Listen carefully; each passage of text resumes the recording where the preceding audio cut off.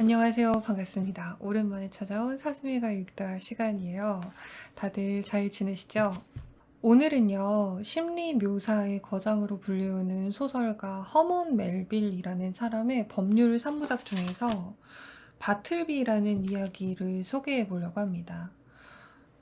왜 그런 얘기가 있잖아요. 사람을 짜증나게 하는 방법에는 두 가지가 있는데, 하나는 말을 끝까지 하지 않는 것이고, 그러고 나서 이제 그 다음 걸 얘기 안 하는 우스갯소리가 있잖아요. 근데 저는 그 두 번째 거에 오늘은 이런 말을 추가할 수 있을 것 같아요. 수동적으로 저항하는 것이다. 제가 오늘 소개할 소설 바틀비는요, 한 사무실에서 일어나는 이야기인데요. 화자는 바틀비라는 사람이 아니에요. 화자는 그냥 법률가인데, 이 사람은 평소에 평탄하게 사는 게 제일이다라는 생각으로 살아가고 있어요. 이제 근데 본인이 약간 굉장한 인류애를 가지고 있고 그런 사람이라고 생각하고 살아가는데 어느 날 바틀비라는 사람을 고용하게 되고요. 이때부터 이 화자가 생각이 많아지고 괴로워지게 됩니다. 바틀비는요, 한마디로 뭐든지 노라고 대답하는 사람이에요. 어느 날 오후부터 왠지는 모르겠지만 안 하는 것을 선택하겠다. 라고 말한 뒤로 사람들이 제안하는 모든 것에 안 하는 것을 선택하겠다라고 대답하기 시작하는데요. 화자도 그렇고 이제 주변 사람들도 그렇고 되게 많이 답답했겠죠. 그래서 이제 바틀비한테 끝도 없는 어떤 말들을 하고 이런저런 제안을 해요. 하지만 항상 돌아오는 답은 안 하는 것을 선택하겠다입니다. 그래서 이유를 물어보잖아요. 그러면 말을 안 해요. 미치게 하는 사람인 거죠. 결국에 화자는 너무 답답해진 나머지 바틀비라는 사람을 해고하게 되는데요. 뭐 누구라도 그랬겠죠. 근데 여기에서 바틀비의 진짜 광기, 진짜 사람 짱나게 하는 필살기가 시작됩니다. 바로 떠나지 않는 쪽을 선택한 거예요. 이 이상한 바나나 이야기를 허먼 멜빌이 어떤 의도로 썼는지는 사실 의견이 분분한데요. 하나는 확실합니다. 2020년에 우리가 보기엔 바틀비가 굉장히 짜증나는 면도 있지만 어쩐지 묘하게 멋이 있다라는 건데요. 원치 않는 대답을 하느니 대답을 하지 않는 쪽을 선택하고 합리적이지 않다고 따져서 물으면 나는 합리적인 사람이 되지 않겠다고 이야기하는 것이 어쩐지 묘하게 멋이 있는 거예요. 그래서 그럴까요? 화자도 그렇고 사무실의 사람들도 그렇고 점점 바틀비의 말투를 옮아갑니다. 그래서 바틀비처럼 뭐 하지 않는 쪽을 선택하겠다, 하는 쪽을 선택하겠다 이렇게 택한다는 표현을 쓰게 되기도 하는데요. 이거는 바틀비라는 사람이 가진 어떤 락의 정신이 자기들도 모르게 전염되어 간다는 방증이 아닐까? 뭐 그런 생각도 듭니다. 바틀비는 한마디로 말해서 사람 진짜 짜증나게 하는 뭐 안 하는 반항아예요. 근데 저는요, 이렇게 항상 뭘 안 하고 반항하는 사람들을 보면 그 사람이 좋아집니다. 어쩐지 그것이 락스피릿처럼 느껴지고 오히려 뭘 안 하는 것이 그리고 뭘 설명을 안 하는 것이 때로는 더 무궁무진한 이야기를 담고 있는 것처럼 느껴져가지고 저도 이런 수법에 화자처럼 멘붕이 오면서도 어쩐지 빠져들게 되는데 작가가 어떤 의도로 바틀비라는 인물을 만들었는지는 모르겠지만 전 이 소설을 읽을 때 항상 바틀비가 너무 좋습니다. 그래서 제가 만약에 화자였다면 그냥 바틀비를 해고하지 않고 뭐 경제적인 여유만 된다면 그냥 계속 곁에 두고 저런 애가 있네 하고 구경하고 싶을 것 같아요. 자, 오늘은요, 제가 정말 좋아하는 바나나 이야기, 허먼 멜빌의 바틀비를 소개합니다. 여러분들께서 이 이야기를 듣고 바틀비라는 사람을 어떤 사람이라고 느끼는 쪽을 선택하실지 궁금해지네요. 자, 지금부터 낭독 시작하겠습니다. 바틀비를 채용하는 부분부터 읽어볼게요.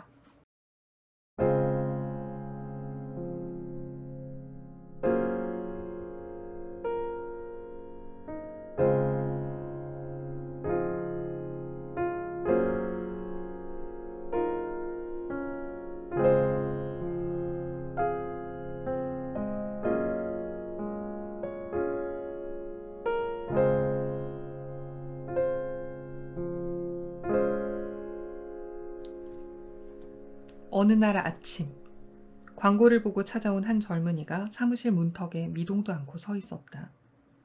여름이라 사무실 문은 열어둔 채였다. 지금도 그 모습이 눈에 선하다. 창백하리 많지 말쑥하고 가련하리 많지 점잖고 구제불능으로 고독한 그 모습, 바로 바틀비였다.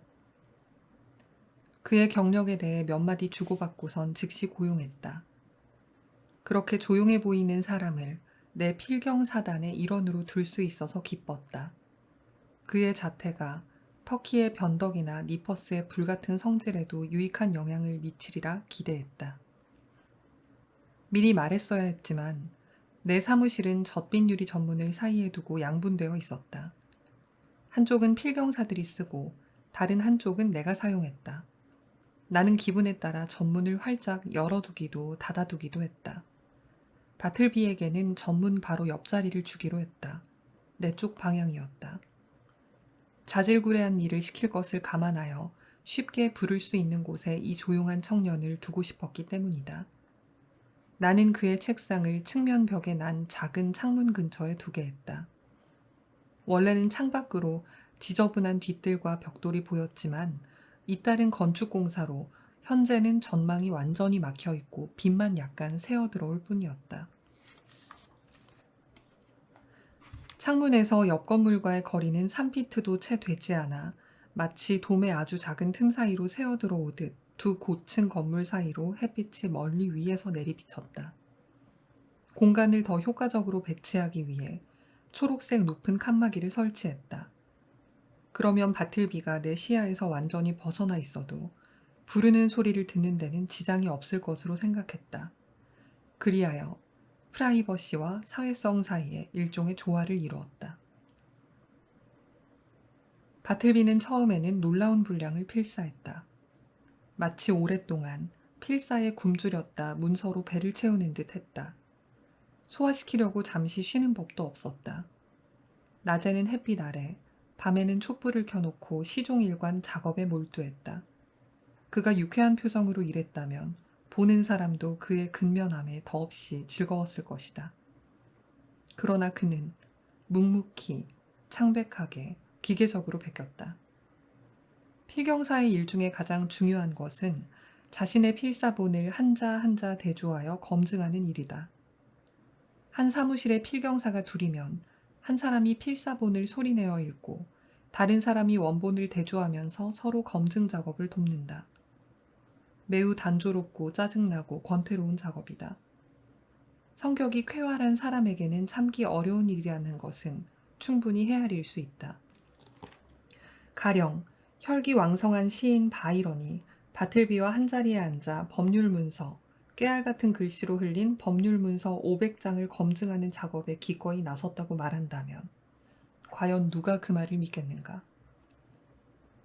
간혹 일을 서둘러야 할 경우 간단한 문서를 검증하는 작업에 터키나 니퍼스를 불러서 내가 직접 거드는 습관이 있었다. 내가 바틀비를 칸막이 뒤에 배치한 이유도 이런 자잘한 일에 그의 품을 이용하기 위해서였다. 그가 함께 일한 지 사흘째인가 되던 날이었다. 바틀비가 자신의 필사를 검증할 필요가 생기기 전이었다. 나는 급히 처리해야 할 작은 일을 마무리하려 서두르다 바틀비를 불렀다. 급한 나머지, 그리고 응당 그가 즉각적으로 응할 것을 기대했기 때문에 나는 책상에 앉아 머리를 숙이고 원본을 내려다보며 필사본을 든 오른쪽 손을 다소 신경질적으로 옆으로 뻗었다. 자신의 구석자리에서 나오자마자 바로 낚아채어 조금도 지체하지 않고 일에 착수할 수 있도록 하기 위해서였다. 앉은 자세 그대로 나는 용건이 무엇인지 재빨리 말해주었다. 그런데 바틀비가 구석자리에서 나오지 않고 상냥하면서도 단호한 목소리로 안 하는 편을 택하겠습니다. 라고 답하는 것이 아닌가. 내가 얼마나 놀랐을지, 아니 당황했을지 한번 상상해 보시라. 나는 심신의 충격을 달래며 잠시 완벽한 침묵 속에 앉아 있었다. 이는 내가 필시 잘못 들었거나 바틀비가 내 말을 잘못 알아들었을 거라는 생각이 들었다. 그래서 내가 취할 수 있는 가장 분명한 어조로 요구사항을 반복했다. 그러나 그에게서 돌아오는 대답도 재차 분명했다. 안 하는 편을 택하겠습니다. 안 하는 편을 택하다니. 몹시 화를 내며 방을 가로질러 달려나갔다. 그게 무슨 소리야? 자네 제정신이 아니군. 군소리 말고 이 서류를 검토하게. 여기 있어. 나는 소리치며 서류를 내밀었다. 그가 답했다. 안 하는 편을 택하겠습니다. 나는 그를 뚫어지게 쳐다보았다. 그의 얼굴은 아무 생각이 없는 듯 태어냈고 회색 눈은 흐릿하게 가라앉아 있었다. 동요했다면 생길 법한 주름살 하나 보이지 않았다. 그의 태도에서 불안, 분노, 성급함, 무례함이 보였다면, 다시 말하자면 정상적인 인간의 표정이 보였다면 필시 그를 난폭하게 내쫓았을 것이다. 하지만 설령 그랬더라도 키케로의 석고 흉상을 내동댕이 치는 기분이었을 것이다. 나는 잠시 그를 노려보며 서 있었고 그는 필사 작업을 계속하고 있었다. 내 자리에 돌아와 앉았다. 정말 어처구니 없는 일이야. 도대체 어찌해야 하지? 그러나 화급한 업무가 있었기에 다음 한가한 시간에 곰곰이 따져보기로 하고 일단 잊어버리기로 했다. 그래서 옆방의 니퍼스를 불러 신속하게 문서를 검증했다. 그로부터 며칠이 지났다. 바틀비가 긴 문서 내부를 끝냈다. 내가 형평법원에서 일주일 동안 증언한 내용을 내부 필사하는 일이었다. 검증이 필요했다. 중요한 소송 사건이었기에 고도의 정확성이 요구되었다. 나는 만반의 준비를 하고 옆방에서 터키와 니퍼스 그리고 진저너트를 불렀다. 직원 넷이 필사본을 하나씩 맡으면 원본은 내가 읽을 참이었다. 터키, 니퍼스, 진저너트가 제각기 손에 서류를 들고 일렬로 자리에 앉아 나는 바틀비를 이 재미있는 그룹에 합류하도록 불렀다. 바틀비 이리 오게 기다리고 있네. 카펫이 깔리지 않은 맨바닥에 의자가 천천히 끌리는 소리가 들렸다. 그러고선 이내 그가 자신의 은둔처 입구에 모습을 드러냈다. 무슨 일이신가요? 온화한 목소리였다. 나는 다급하게 받아쳤다. 필사본 때문이야, 필사본. 우리가 필사본을 검증할 참이네. 자, 여기 있네. 그러면서 네 번째 필사본을 내밀었다. 안 하는 편을 택하겠습니다. 이렇게 말하고선 조용히 칸막이 뒤로 사라졌다. 나는 일렬로 앉아있는 직원들 앞에서 일순간 소금 기둥이 되었다. 정신을 차리자마자 칸막이 쪽으로 돌진했고 그의 터무니없는 행동에 대해 해명을 요구했다. 왜 못하겠다는 거야? 안 하는 편을 택하겠습니다.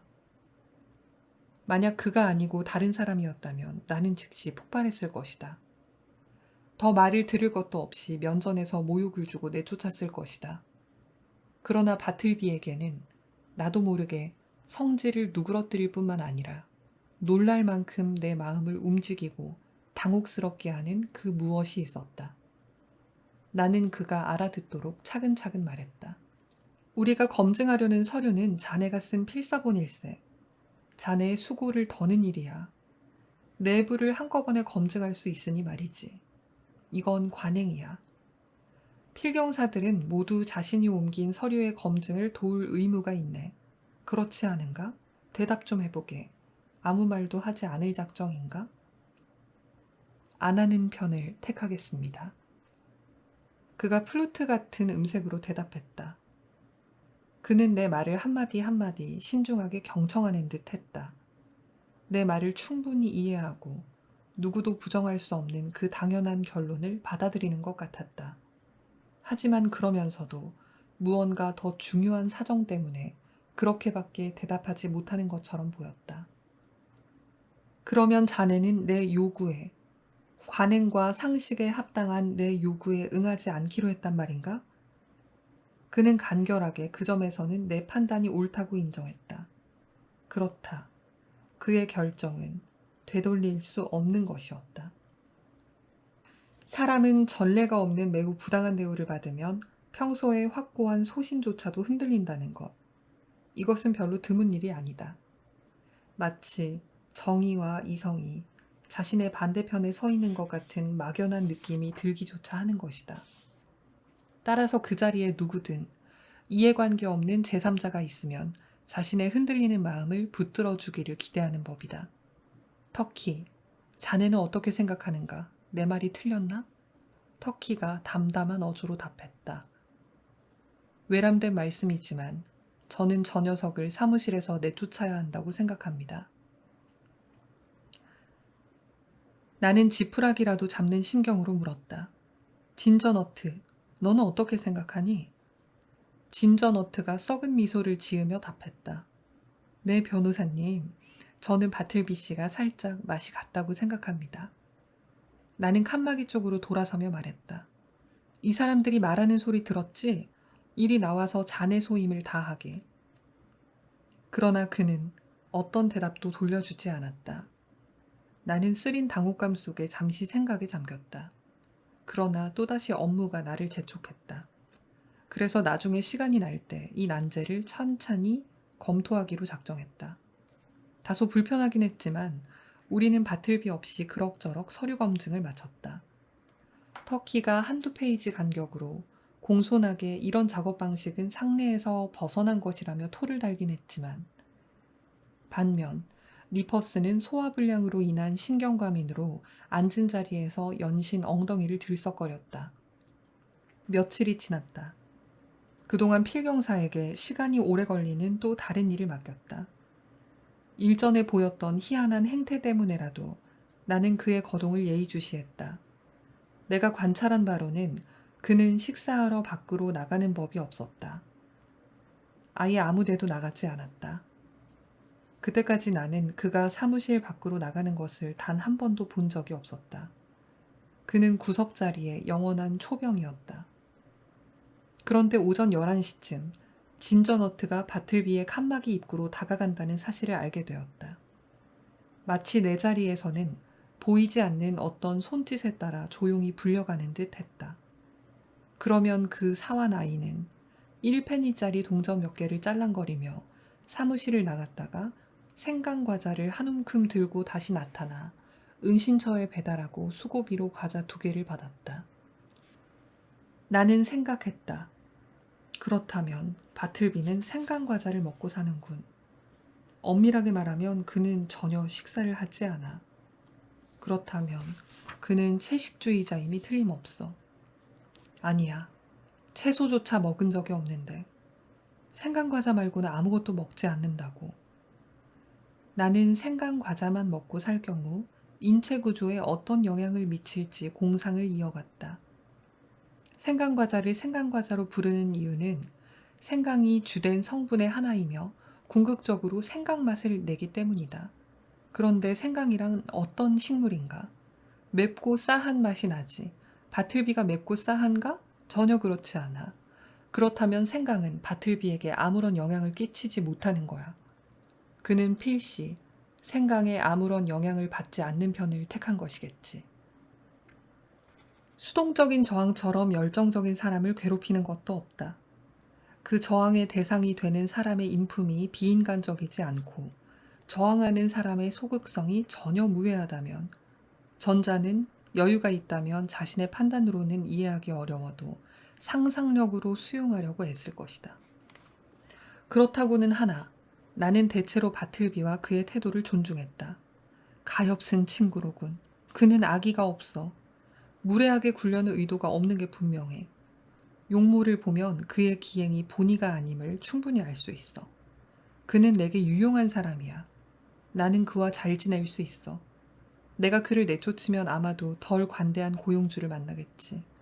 그러면 그는 거친 취급을 받을 것이고 어쩌면 굶어 죽도록 비참하게 내몰릴지도 몰라. 그래, 나는 달콤한 자기 승인을 값싸게 얻는 거야. 바틀비의 친구가 되어주고 그의 별난 온 고집에 장단을 맞추어준다고 해서 손해될 것도 없어. 그러면서 나는 내 영혼 창고에 달콤한 양심 한 조각을 비축하는 것이지. 그러나 이런 내 기분이 영구불변은 아니었다. 때때로 바틀비의 수동성 때문에 신경질이 났다.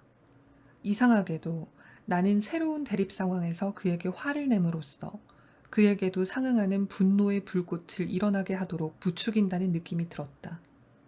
그러나 차라리 내 손마디를 윈저 비누 조각에 비벼 불을 붙이는 편이 더 나을지도 모를 일이었다. 그런데 어느 날 오후 내 가슴 속에 잠자던 악의 충동이 일어나자 사건이 벌어졌다. 바틀비, 그 서류들 필사를 마치면 내가 직접 자네와 함께 검증하겠네. 안 하는 편을 택하겠습니다. 어째서? 설마 아니 자네 그 노새 같은 고집을 피우려는 것은 아니겠지. 묵묵부답이었다. 나는 가까이 있는 전문을 열어젖혔다. 그리고 터키와 니퍼스를 향해 흥분해서 소리를 내질렀다. 바틀비가 서류를 검증하지 않겠다고 하는데 이번이 두 번째야. 터키, 자네는 어떻게 생각하나? 때는 오후였음을 주목해야 한다. 터키는 황동 보일러처럼 홍조를 띠고 앉아 있었다. 그의 대머리에서는 김이 솟아올랐고 양손은 얼룩이 묻은 서류 더미 속에서 흐느적거리고 있었다. 터키가 고함을 질렀다. 생각이라뇨? 당장 적 한마기 뒤로 가서 저 녀석 면상에 한 방 먹이겠어요. 이렇게 말하면서 터키는 자리에서 벌떡 일어나 양팔을 내밀어 권투 자세를 취했다. 그가 서둘러 자신의 약속을 실행에 옮기려는 순간 나는 경솔하게도 터키가 오후면 드러내는 호전성을 부추긴 사실을 깨닫고 황급하게 제지했다. 터키, 그만 앉게. 니퍼스가 뭐라고 하는지 들어보세. 니퍼스, 자네는 어떻게 생각하나? 내가 바틀비를 즉시 해고해도 무방하지 않겠나? 변호사님. 실례지만 그건 변호사님이 결정할 문제입니다. 바틀비의 행동이 분명히 비정상적이고 터키와 저를 생각하면 불공평한 것은 사실이지만 어쩌면 잠깐 스쳐가는 변덕일지도 모릅니다. 아, 그럼 자네도 생각을 바꾼 게로군. 이상한 일이군. 이번엔 아주 내놓고 바틀비 편을 드는 걸 보니. 터키가 큰 소리로 끼어들었다. 그건 순전히 맥주 탓이에요. 편을 드는 것은 맥주 기운 때문이에요. 니퍼스와 제가 오늘 함께 식사를 했거든요. 제가 얼마나 점잖은지 아시잖아요. 변호사님, 제가 그자의 면상에 한 방 먹일까요? 바틀비에게 말인가? 아니, 터키. 오늘은 관두게. 제발 그 주먹을 내리게나. 나는 전문을 닫고 바틀비에게 다가갔다. 마치 또다시 운명에 맞서는 충동을 부추김 당하는 것처럼 느껴졌다. 다시금 저항의 대상이 되기를 갈망했다. 나는 바틀비가 결코 사무실을 떠난 적이 없다는 사실을 상기했다. 바틀비, 진저너트가 자리를 비웠는데 자네가 우체국에 좀 다녀와 주겠나? 내 우편물 좀 챙겨오게. 안 하는 편을 택하겠습니다. 안 하겠다고? 안 하는 편을 택하겠다고요. 나는 비틀거리며 자리에 돌아와 깊은 생각에 잠겼다. 나의 맹목적인 고집이 다시 고개를 쳐들었다. 이 비쩍 마르고 무일푼인 인간. 내가 고용한 직원에게서 이런 수모를 당할 이유가 뭘까? 도대체 그가 내 요구를 거절할 정당한 명분이 어디 있단 말인가? 바틀비. 대답이 없었다. 더 큰 소리로 불렀다. 바틀비. 여전히 대답이 없었다. 고함을 질렀다. 바틀비. 강신술에 불려나온 진짜 유령처럼 바틀비는 세 번째 부름에 비로소 은둔처 입구의 모습을 드러냈다. 옆방에 가서 니퍼스 좀 오라고 하게. 안 하는 편을 택하겠습니다. 천천히 공손하게 말하고는 조용히 사라졌다. 좋아, 바틀비. 나는 철회할 수 없는 냉엄한 응징이 바로 그의 목전에 다가와 있음을 암시하는 듯 냉정한 어조로 말했다. 실제로는 응징할 마음이 어느 정도 있었다. 그러나 저녁 시간이 다가오고 있었고 충격과 혼란으로 심신이 지쳐 있었기에 모든 상황을 감안하건대 그날은 그냥 모자를 쓰고 집으로 직행하는 것이 좋겠다고 생각했다. 내가 이 상황을 감내할 것인가? 이 모든 것이 결국은 바틀비라는 이름의 한 깡마른 젊은 필경사와 그의 책상이 내 사무실의 집기가 되었다는 사실이 아니고 무엇인가? 그가 2절지 1매당 4센트라는 통상적 임금을 받지만 자신의 필사본을 검증하는 일은 영구히 면제되었다는 것. 그 임무가 터키와 니퍼스에게 마치 그들의 탁월한 업무 능력에 대한 경의의 징표처럼 전가되었다는 것. 더욱이 어떤 잔심부름도 바틀비에게는 시킬 수 없다는 것. 설령 간곡하게 사정을 해도 안 하는 편을 택하겠습니다. 라고 답할 것이라는 것. 다시 말하지만 그가 딱 잘라 거절하리라는 것을 모두가 기정사실로 받아들이라는 말이다.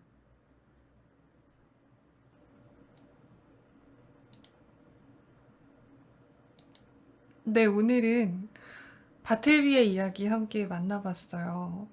여기까지 들어보니까 다들 바틀비라는 사람을 어떻게 생각하게 되셨나요? 저는 바틀비를 읽으면서 살면서 제가 바틀비 같다고 느꼈었던 어떤 사람들이 그리워졌던 것 같습니다. 만나서 반가웠습니다. 다음엔 다른 책으로 찾아뵐게요. 재밌게 영상 들으셨다면 좋아요와 구독 부탁드립니다. 그럼 다들 좋은 하루 되세요. 혹은 좋은 꿈 꾸세요. 안녕.